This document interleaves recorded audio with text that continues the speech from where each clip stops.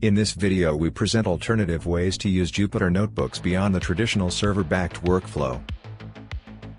The standard Jupyter setup, Jupyter Notebook or JupyterLite, typically runs a Python kernel on a local or remote server and serves an interactive web UI for editing, executing, and visualizing code. While this model is powerful for development and data exploration, it can be heavyweight to deploy and share, and depends on a running kernel and server environment. First, we demonstrate how to create a simple presentation using JupyterLite, the WebAssembly-based, browser-native version of JupyterLite, together with the JupyterLite Desk extension. JupyterLite runs entirely in the browser, requires no server, and makes sharing interactive slides or notebooks trivial.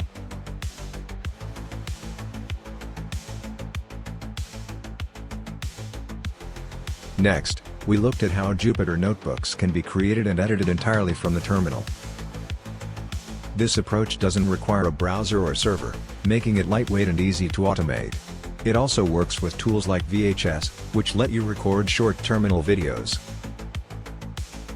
You can script the creation of notebooks, run cells in the background, capture output, and generate clear, repeatable demos, all without leaving the command line. It's a great option for producing compact, easy-to-share documentation or showcasing tools in a streamlined way.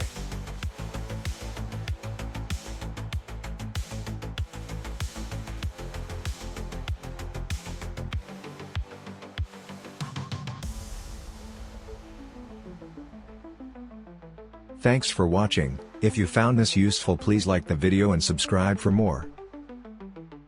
See the description for a linked blog post with a fuller walkthrough, plus the URL to a JupyterLite instance that already has JupyterLite Desk installed.